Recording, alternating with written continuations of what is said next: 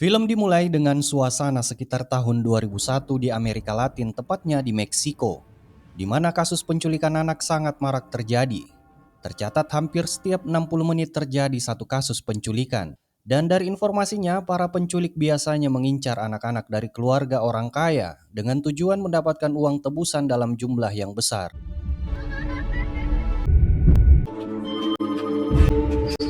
Family is everything. Sí, bueno. Love your son. Sigan mis instrucciones. Kemudian kita diperkenalkan dengan seorang pria asal Amerika bernama John Crazy yang sedang dalam perjalanan menuju Meksiko untuk menemui salah satu teman lamanya.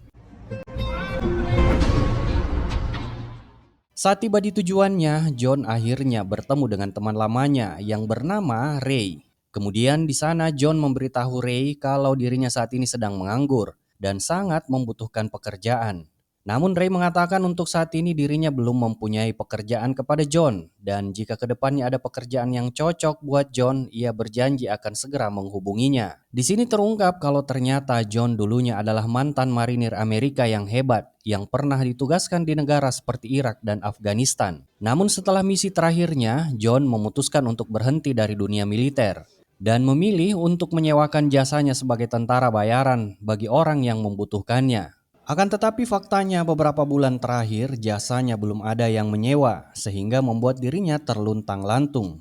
And God will forgive us for what we've done. Scene berpindah kepada pria Meksiko bernama Ramos. Ia adalah pengusaha yang kaya raya. Saat itu Ramos tengah berbincang dengan pengacara pribadinya mengenai maraknya kasus penculikan yang terjadi di kotanya. Di sini sangat jelas kalau Ramos begitu mengkhawatirkan putri sematawayangnya akan menjadi sasaran para penculik. Untuk itu, Ramos meminta pengacaranya untuk mencari seseorang yang dapat dipercaya untuk menjaga dan melindungi putrinya yang kini masih berusia 8 tahun. Fire the prick for whatever incompetence. Mendengar permintaan itu, sang pengacara yang kebetulan berteman dengan Ray segera menghubunginya. Ia meminta bantuan Ray untuk mencarikan seorang bodyguard yang bisa dipercaya guna menjaga putri Ramos. Kebetulan saat itu Ray sedang bersama John, jadi Ray pun langsung menawarkan pekerjaan tersebut kepada John. Take a job, Chris. Bodyguard's got to be close to people. He asked me if I knew anybody he could trust. Singkat cerita, kini John sudah berada di mobil bersama Ramos. Saat membaca berkas milik John, Ramos cukup terkejut mengetahui bahwa John adalah mantan marinir Amerika dengan pengalaman aktif di militer selama 16 tahun. Ditambah lagi rekam jejak John dalam memberantas teroris sangat mengesankan. Untuk itu Ramos pun memutuskan saat itu juga langsung menerima John sebagai bodyguard putrinya. Setelah itu, Ramos membawa John ke rumahnya untuk diperkenalkan kepada keluarga. Sesampainya di sana, Ramos segera mengenalkan John kepada istrinya yang bernama Desi. Desi tampak langsung mempercayai John, terlebih lagi karena mereka sama-sama berasal dari Amerika. You're an American. Tak lama setelah itu, Desi memanggil putrinya yang bernama Pita, memperkenalkan dirinya kepada John. Setelah itu, Desi meminta Pita untuk mengantar John ke kamar yang telah disiapkan.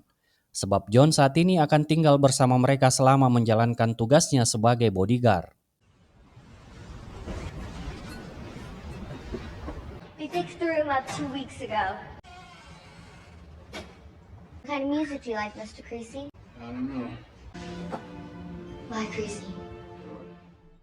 Di keesokan harinya, John memulai pekerjaannya dengan mengantar Pita ke sekolah. Sepanjang perjalanan, Pita terus-menerus melontarkan pertanyaan tentang kehidupan John dan seperti apa kondisi di negaranya Amerika. Awalnya John masih berusaha menjawab dengan sabar. Namun karena Pita tak berhenti bertanya, akhirnya John berkata bahwa tugasnya hanyalah menjaga Pita, bukan untuk menjadi teman curhatnya. Mendengar itu, Pita merasa kesal dan memilih untuk pindah duduk di kursi belakang.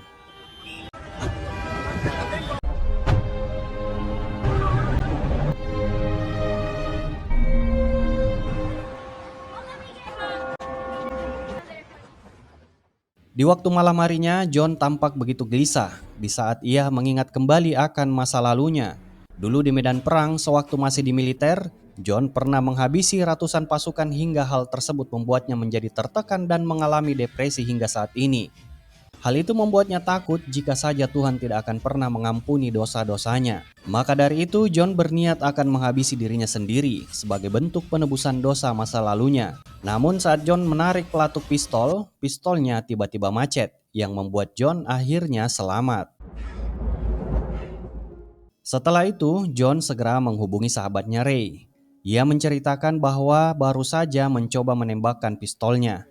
Namun entah kenapa senjata itu tidak berfungsi. Ray pun menjelaskan bahwa semua tergantung pada pelurunya. Karena peluru tidak akan pernah berbohong. Jika peluru berhasil ditembakkan berarti orang itu memang sudah ditakdirkan untuk mati. Namun jika gagal artinya kematian itu memang belum waktunya.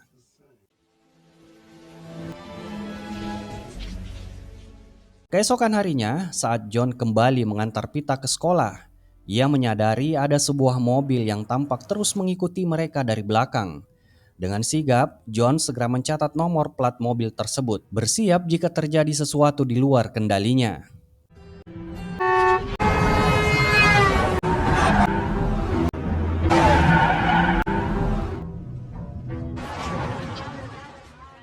Sepulang sekolah, terlihat Pita mengikuti lomba renang. Sayangnya, ia selalu kalah dalam setiap perlombaan. Di momen itu, kedekatan antara John dan Pita mulai terjalin. Ia bahkan berjanji akan melatih Pita berenang setibanya mereka di rumah nanti. Sesampainya di rumah, John langsung menepati janjinya dengan mulai melatih Pita berenang.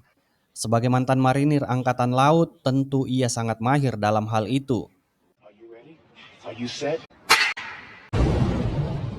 Setelah sesi latihan selesai, John juga membantu Pita mengerjakan pekerjaan rumahnya. Keesokan harinya lagi, John terus melatih Pita berharap Pita bisa meraih kemenangan dalam perlombaan. Semangat itu pun menular. Semua orang yang bekerja di rumah turut memberikan dukungan dan semangat kepada Pita.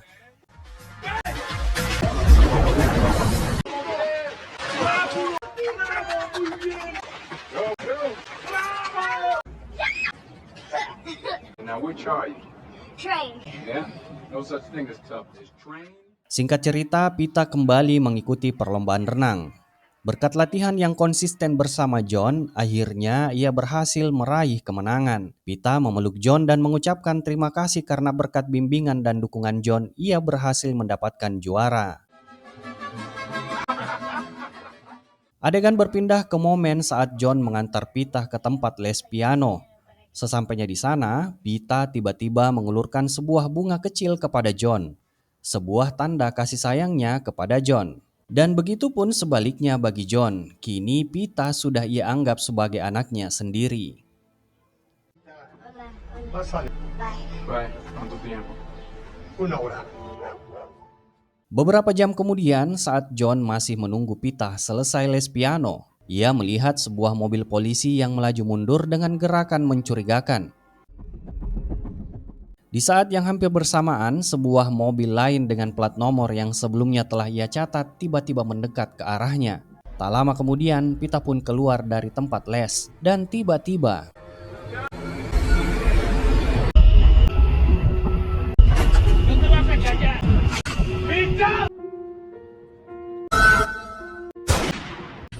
ternyata orang-orang tersebut adalah komplotan penculik yang bersekongkol dengan dua polisi korup. Mereka datang dengan tujuan menculik Pita. Dengan keterampilan militernya, John berhasil melumpuhkan sebagian dari para penculik, termasuk kedua polisi korup tersebut. Namun sayangnya dalam baku tembak itu John tertembak dan tersungkur ke tanah. Pita yang melihat John terjatuh malah mendekatinya, hingga pada akhirnya Pita berhasil dibawa pergi oleh para penculik yang masih tersisa.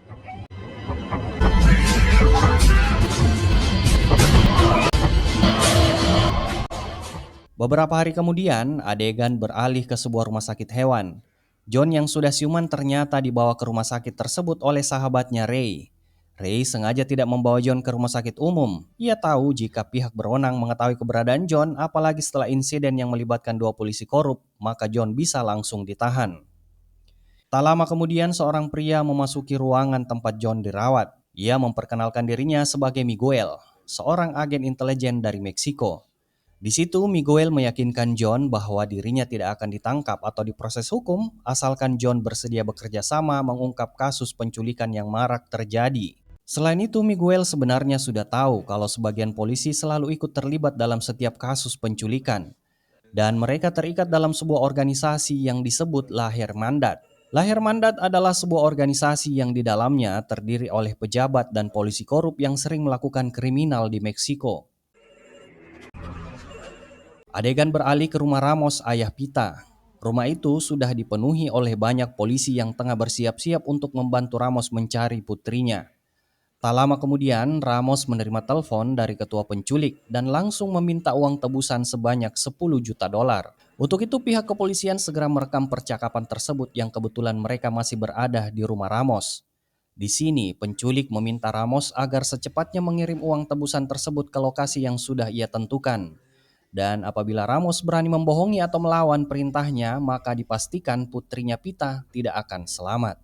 Mendengar ancaman itu tanpa ragu, Ramos langsung memerintahkan anak buahnya untuk mengirimkan uang tebusan ke lokasi yang ditentukan. Ia juga meminta kepada para polisi untuk tidak ikut campur, karena baginya yang terpenting saat itu adalah keselamatan putrinya. Black canvas. Okay, the money, 10 million. Saat transaksi hampir selesai tanpa diduga, tiba-tiba kelompok penculik diserang oleh sebuah kelompok tak dikenal. Dalam serangan itu, adik bungsu dari ketua penculik harus tewas. Setelah kejadian itu, ketua penculik segera menghubungi Ramos karena ia merasa telah ditipu. Untuk itu si penculik mengatakan sebagai pengganti adiknya yang tewas, putrinya Pita juga harus tewas sekarang. Mendengar ancaman itu, Desi, istri Ramos, segera merebut ponsel dari tangan suaminya dan mencoba melakukan negosiasi dengan penculik. Namun penculik itu tetap bersikeras mengatakan bahwa Pita juga harus mati, karena menurutnya nyawa harus dibalas dengan nyawa. I'm really sorry. It's too late.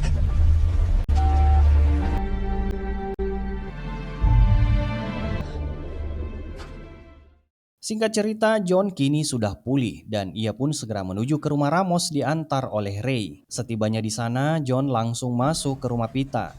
Ia tampak sangat rindu karena selama ini John sudah menganggap Pita seperti anaknya sendiri. You were smiling. You were. When?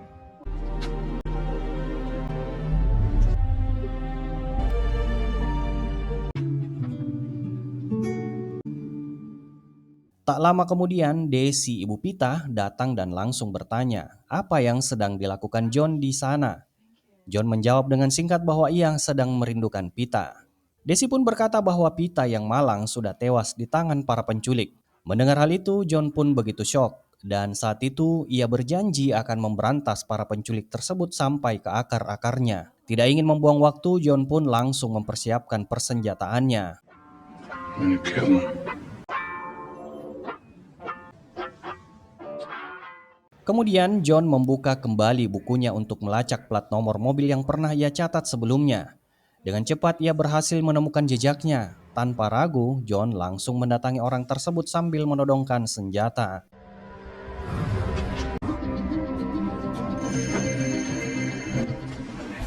Ternyata orang ini adalah salah satu polisi korup yang tergabung dalam kelompok La Hermandad. John lalu memaksanya untuk pergi ke tempat yang sepi, kemudian mulai melakukan interogasi. Awalnya polisi itu menolak memberikan informasi apapun.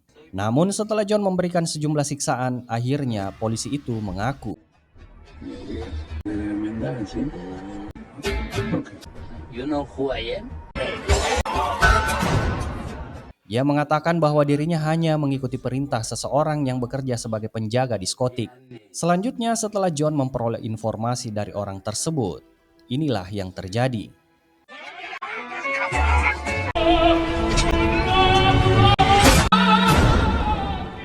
Malam harinya John langsung menuju diskotik yang disebutkan, membawa foto Pita dan menunjukkan kepada dua penjaga yang ada di sana.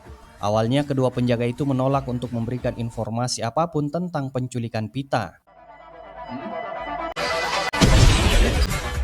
Namun setelah John menghabisi salah satu dari mereka, penjaga yang satu lagi akhirnya mengatakan satu nama, yaitu Fuentes, yang merupakan seorang ketua polisi. Keesokan harinya John menuju sebuah toko yang terletak dekat dengan kantor polisi. Ia meminta izin kepada pemilik toko untuk masuk ke dalam. Si pemilik toko yang terlihat ketakutan akhirnya terpaksa mengizinkan John masuk. Tak lama kemudian, mobil milik Fuentes datang, diiringi oleh para pengawal korupnya. Melihat kesempatan itu, John langsung beraksi.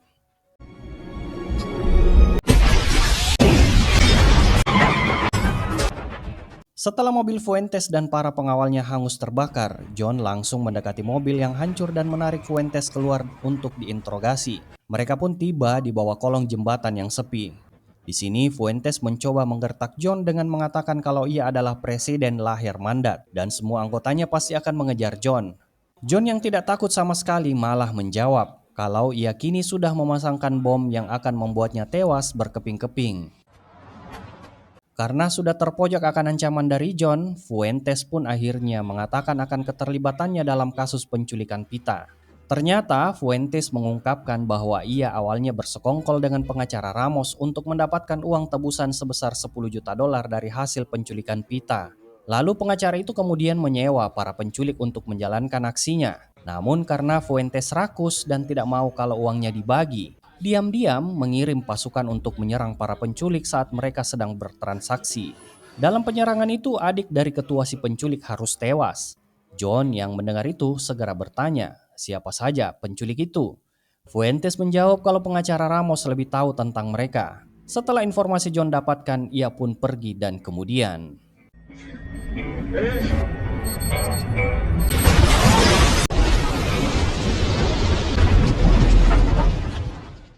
Singkat cerita, John mendatangi kediaman pengacara Ramos. Namun sesampainya di sana, ia terkejut karena sang pengacara ternyata sudah tewas. John lalu masuk ke ruangan kerja pengacara untuk mencari petunjuk.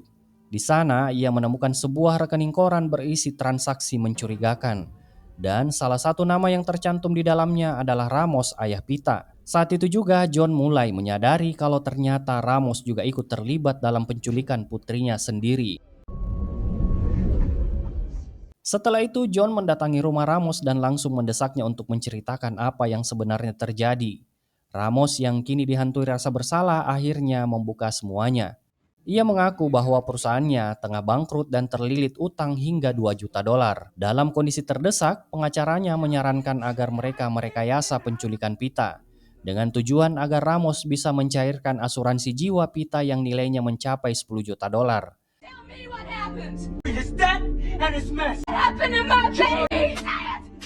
Namun semua rencana tersebut gagal total ketika tiba-tiba muncul kelompok lain yang menyerang saat proses transaksi. Akibat serangan itu membuat adik bungsu si ketua penculik harus tewas. Dari situlah si penculik murka dan Pita pun menjadi korban sungguhan dari rencana ini. Setelah semua rencana yang disusun oleh pengacara gagal total, Ramos yang marah akhirnya nekat menghabisi pengacara tersebut sebagai pelampiasan atas kematian Pita. Di sisi lain, Desi yang mendengar hal itu langsung emosi dan ingin menghabisi Ramos. Namun John segera menahan Desi. John lalu mengeluarkan sebuah pistol dan menyerahkannya kepada Ramos, bersama satu peluru yang dulu ia gunakan saat mencoba menembak dirinya sendiri. Kemudian John meminta Ramos menembak dirinya sendiri sebab menurutnya peluru di pistol tersebut tidak pernah berbohong. Jika Ramos harus mati sekarang, maka peluru itu pasti akan keluar. Namun jika belum saatnya mati, maka peluru itu tidak akan pernah keluar.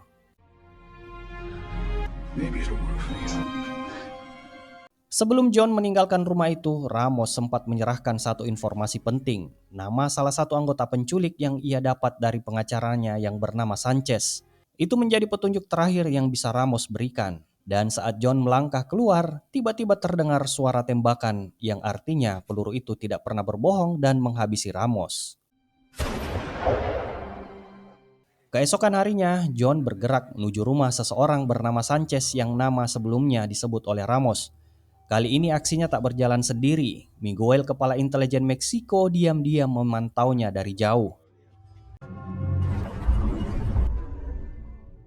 Sesampainya di sana, John langsung menodongkan pistol kepada istrinya Sanchez dan bertanya di manakah Sanchez. Namun bersama dengan itu tiba-tiba Sanchez muncul dan langsung menembak John lalu ia segera kabur. Beruntung, John masih selamat dan langsung mengejar Sanchez.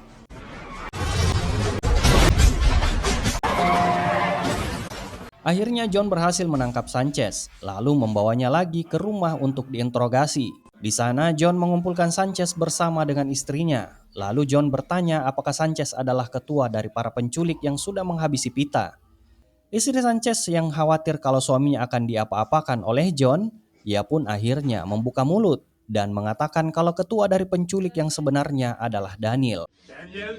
Ia adalah otak penculik yang ada di Meksiko. Faktanya, Daniel ini ternyata adalah kakak kandung Sanchez sendiri. ¡Lo encuentras! Tanpa membuang waktu, John segera menghubungi Daniel menggunakan ponsel milik Sanchez. Saat tersambung, John langsung memberitahu bahwa ia kini menyandera Sanchez bersama istrinya yang tengah mengandung. My wife and I. You want to negotiate?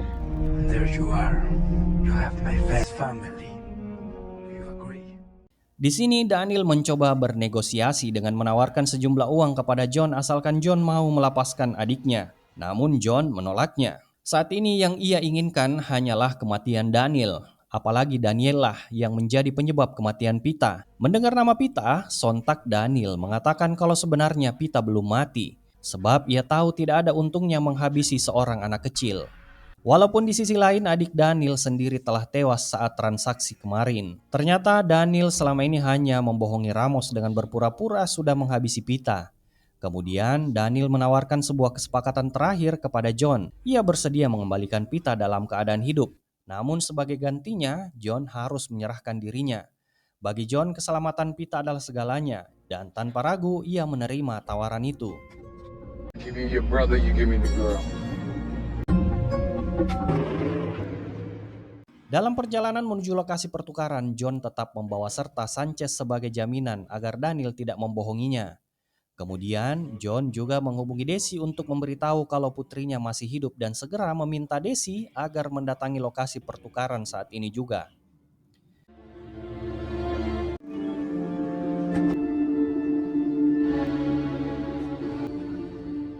Singkat cerita, sesampainya di lokasi pertukaran, John segera meminta Desi untuk tetap menjaga Sanchez dan tidak melepaskannya sampai Pita benar-benar dibebaskan. Sementara itu John melangkah maju untuk menepati janjinya, menyerahkan dirinya kepada Daniel. Tak lama Pita pun juga akhirnya dilepaskan dan langsung berlari memeluk John. Setelah John memastikan Pita tidak terluka, John menyuruh Pita untuk pergi kepada ibunya.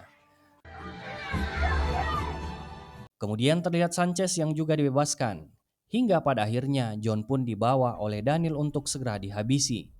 Ia rela melakukan semua ini karena ia sangat sayang kepada Pita. Selain itu juga sebagai penebusan dosa-dosanya selama ini. Lalu pada akhirnya John pun tewas di tangan Daniel. Beberapa waktu kemudian diperlihatkan Miguel, ketua intelijen Meksiko yang ternyata berhasil menghabisi Sanchez dan juga Daniel. Diketahui Miguel juga sudah menangkap semua anak buah Daniel dan berhasil menghentikan kelompok penculik tersebut. Hingga akhirnya film pun selesai. Terima kasih sudah menonton, semoga kalian terhibur. Sampai jumpa di alur film seru lainnya and bye-bye.